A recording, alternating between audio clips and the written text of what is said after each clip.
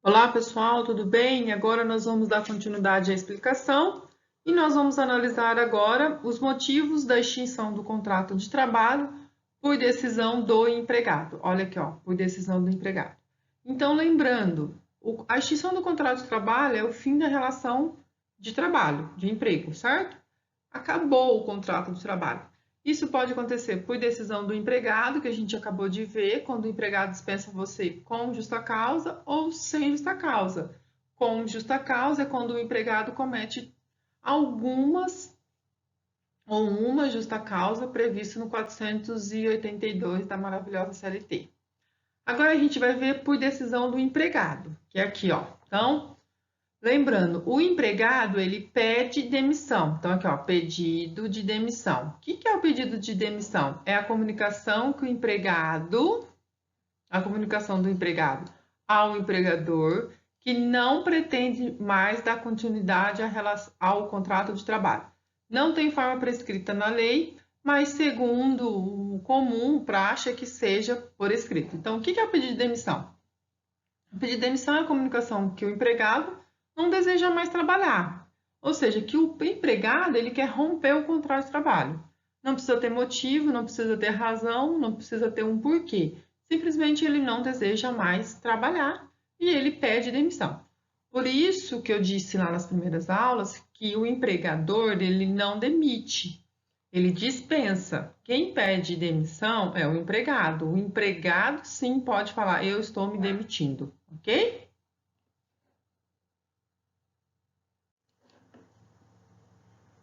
Então, caso o empregado peça demissão, o que ele vai receber? Saldo de salário, olha aqui, ó, saldo de salário, 13º proporcional, férias proporcional e vencidas mais 1/3 de férias. Ou seja, ele não saca o FGTS dele, ele não tem multa de 40% e ele não tem seguro-desemprego porque ele pediu demissão. Então, ele tem o quê, professor? O saldo de salário, que é os dias que ele trabalhou, o 13º proporcional dele, as férias vencidas e proporcionais, mais 1/3 de férias, tanto para as férias vencidas como para as férias proporcional. Então, o que é o pedido de demissão? Só para a gente deixar bem claro, é quando o empregado comunica ao empregador que ele não quer mais continuar trabalhando. Lembrando, não tem motivo, não tem razão, não tem porquê. Normalmente é feito por escrito e caso ele peça demissão, quais são os direitos que ele vai receber? Professora, saldo salário, 13º, férias vencidas e proporcionais mais 1/3. Professora, ele tem direito a sacar o FGTS? Não, mas o FGTS dele tem que estar depositado. Ele tem direito a multa de 40%? Não, professora. Tem direito a seguro-desemprego? Também não, ok? Então, esse é o pedido de demissão. Tá aqui, ó, pedido de demissão e aqui estão os direitos. Vamos para a próxima? Vamos lá, então, pessoal, dando continuidade à explicação, agora nós vamos ver a rescisão indireta. Então, o que é a rescisão indireta, pessoal? Vou colocar aqui, ó, uma ponta, tá? A rescisão indireta, pessoal, é quando o contrato de trabalho ele é extinto por decisão do empregado. Haja vista que o empregador praticou uma justa causa. Ou seja, quando o empregador praticar uma justa causa, nós vamos dar todas também, isso gera o direito do empregado rescindir o contrato rescindir o contrato indiretamente, ok? Então, se o meu empregador praticar uma justa causa, isso gera o direito para que o empregado rescinda o contrato de forma indireta, ou seja, rescisão indireta. É a rescisão por iniciativa do empregado, porque o empregador praticou uma justa causa. Essa rescisão tem que ser de forma imediata, sob pena de configurar tácito, ou seja, a ruptura do vínculo tem que ser de forma imediata. Aonde está? Vou trocar de ponto aqui. Todas as justas causas cometidas pelo empregador, aqui no 483. Nós vamos começar a estudá-las agora, tá bom? Então vamos lá. Então, justa causa do empregador, ou seja, nós vamos estudar cada justa causa que o empregador pode praticar contra o empregado. E aí gera o direito da rescisão indireta para o empregado. Primeiro, quando for exigidos serviços superiores. Eu quero que vocês guardem essa palavra aqui, ó, serviços. Serviços superiores às suas forças. Essas forças aqui são as forças físicas e as forças intelectuais. Como, por exemplo, o empregador traçou uma meta de você vender 1.000 seguros de vida por dia. Impossível. Isso é humanamente impossível, está superiores às suas forças intelectuais, ok? Ou forças físicas. Ele pediu para você descarregar um caminhão de cimento, um saco de cimento de 50 quilos, sendo que a empregada pesa 45. É superior às suas forças, tanto física como intelectual, ok? Serviços defesos por lei. Aqui, ó, segundo, ó. Então, serviços superiores às suas forças e serviços defesos por lei. O que são serviços defesos por lei? São serviços proibidos, como, por exemplo, exigir que o menor trabalhe em lugar insalubre, perigoso ou noturno. Lembra que a gente explicou lá atrás a diferença entre serviços perigosos e serviços ilícitos, ou trabalhos proibidos por lei e trabalhos ilícitos? É a mesma coisa aqui. Então, serviços defesos por lei, ou seja, serviços proibidos e não ilícitos. Serviços o quê? Proibidos. Como, por exemplo, o menor que está trabalhando depois das 22 horas, ou seja, no adicional noturno, no horário noturno. O menor que está no lugar perigoso, insalubre, não pode, ok? Serviços contrário aos bons costumes. Exemplo, quando o empregador pede para a secretária vir com roupas mais insinuantes. Também não pode. É serviços contrários aos bons costumes. Ou serviços alheios ao contrato, certo? Que é outra modalidade de serviço. O que é serviços alheios ao contrato de trabalho? É aquele famoso bombril, o empregado que faz de tudo. Não pode. O empregador só pode pedir para você aquilo que foi estabelecido no contrato de trabalho. Lembrando que o contrato de trabalho ele pode ser verbal, escrito, certo? E tácito, ok? Tácito. Bom, então o patrão pediu serviços para você alheios ao seu contrato, faz você de bombril. Não pode, ok? Outra coisa que outro motivo de justa causa, eu vou trocar aqui a ponteira. Quando o empregador ou seu superior hierárquico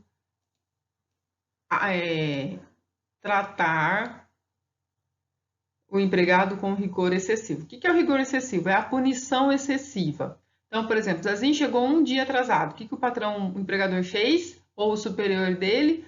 Dispensou ele com justa causa. Não pode. O atraso de um único dia não configura a desídia. A desídia só vai ser configurada, lembra lá na outra aula, quando ela tiver a repetição. Então, um único dia de atraso, o patrão fez o quê? Ah, professora, dispensou ele por desídia. Não, quem praticou a justa causa foi o empregador, porque ele agiu com rigor excessivo. É a punição excessiva. Não pode. O patrão pode punir o empregado? Pode. Lembra da aula do poder de punição? Advertência verbal, advertência escrita, suspensão disciplinar e dispensa com justa causa. Só que ele não pode, tem que haver a proporcionalidade entre o fato faltoso cometido, o ato faltoso cometido e a punição. Se há uma desproporcionalidade, isso é justa causa do empregador. Essa justa causa, rigor excessivo. A punição ela tem que ser proporcional ao ato faltoso, ok? Exemplo. Zezinho chegou um único dia atrasado e foi dispensado por desídia. A justa causa do empregador e não do Zezinho, ok? Vou trocar de cor.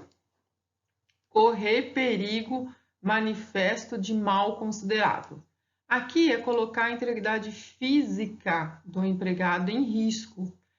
O exemplo, não fornecer IPI. O que é IPI? Equipamento de proteção individual.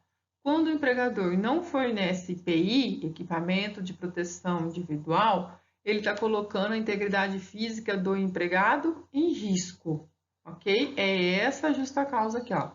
Correr perigo de manifesto de mal considerável. ou seja, colocar a integridade física do empregado em risco. Exemplo, a falta de fornecimento de IPI. Não cumprir o empregador com as obrigações contratuais. Lembrando que o contrato pode ser escrito, verbal ou tácito. Exemplo, pagamento de salário atrasado. O patrão combinou com você pagar dia 10 e ele está pagando dia 20. Qual justa causa ele cometeu? Não cumpriu o empregador com as obrigações contratuais. Você enquadra ele nessa justa causa, ok? Vamos para a próxima. Então, pessoal, dando continuidade à justa causa cometida pelo empregador, vamos para mais um. Então, o empregador e seus prepostos praticar contra o empregado ou a sua família ato lesivo à honra e boa fama. Aqui vale a mesma regra. Quando o empregado pratica ato lesivo à honra e boa fama do empregador ou do superior hierárquico, ele comete a justa causa. O contrário também é verdade. Quando o empregador pratica ato lesivo contra a moral e a honra e boa fama do empregado, também é justa causa. Aqui vale salientar que é contra o empregado e sua família. Deixa eu anotar aqui para vocês, ó. Contra o empregado, contra ele, né, que é o empregado, ou pessoas da sua família. São atos de injúria, calúnia e difamação. Então, o empregador ou os seus prepostos como superiores hierárquicos do empregado não pode, por exemplo, o gerente, o encarregado, não pode, de forma nenhuma, praticar ato lesivo contra o empregado ou pessoas da sua família. Ou seja, se tem um gerente que faz calúnia, difamação, injúria, pratica calúnia, difamação, injúria contra o empregado ou sua família, isso é justa causa. A mesma coisa o empregador. Se existe um empregador que faz atos de injúria, calúnia, difamação contra o empregado ou sua família, é enquadrado nessa justa causa. A mesma coisa, quando o empregador e seus prepostos ofenderem fisicamente. Então, ou seja, se o empregador ou os prepostos praticarem a ofensa física ao empregado, também é justa causa. Isso, infelizmente, acontece principalmente no âmbito doméstico. Tem muita patroa batendo em doméstica, então isso é justa causa, enquadrado aqui, ó. Tá? Quando o empregador ou seus prepostos praticarem a ofensa física, salvo se tiver legítima defesa própria ou de outra, ou seja, salvo se o empregador fosse salvar de uma agressão física injusta do empregado contra ele, tá? Aí a gente tá lá na legítima defesa, ok? Quando o empregador reduzir o seu trabalho, sendo que este por peça ou por tarefa. Então, se você trabalha por peça ou tarefa, por exemplo, as costureiras que trabalham por produção, as bordadeiras que trabalham por produção, e às vezes o empregador começa a reduzir a quantidade de produção só para que a pessoa peça demissão, forçando a demissão da pessoa. Isso é justa causa dele, ok? Essa justa causa aqui. Muito bem. Se o empregador praticar a justa causa, o empregado passa a ter o direito de receber todos os seus direitos. Lembrando, você não pode responder para mim na prova. Explique para Zezinho que gostaria de rescindir o seu contrato indiretamente, quais são os seus direitos. Você não vai poder escrever assim para mim, todos. Não, a resposta não são todos os direitos. Você tem que escrever direito por direito. Se faltar um direito, a questão está errada, ok? Então, vamos lá. Quais são os direitos do Zezinho? Haja vista que ele apanhou do patrão, o patrão não paga ele em dia, o patrão faz ele de bombril, o patrão xingou a família dele, o patrão exige serviços superiores à força dele, física. Então, o patrão cometeu todas as justas causas contra o Zezinho. O que o Zezinho vai receber? Ou uma, ou duas, ou apenas uma justa causa, ok? Então, vamos lá. Saldo de salário, os dias que o Zezinho trabalhou, 13º proporcional, férias proporcional e férias vencidas mais 1/3. O Zezinho vai poder sacar o FGTS. O Zezinho vai ter a multa de 40%, Aqui cortou, mas tá ali atrás é o aviso prévio, tá bom? E o seguro-desemprego. Ou seja, o Zezinho vai receber tudo. O Zezinho vai receber saldo salário. Vou grifar aqui de novo, ó. Trocar a ponta. Saldo salário. 13º proporcional. Férias proporcional e vencidas e mais 1/3, tanto numa como na outra. Vai poder sacar o FGTS dele para fazer o que ele bem entender. Vai receber a multa, vai receber o aviso prévio e o seguro-desemprego, ok? Espero que vocês tenham entendido e a gente vai conversando na próxima aula. Massa um pouquinho. Um abraço.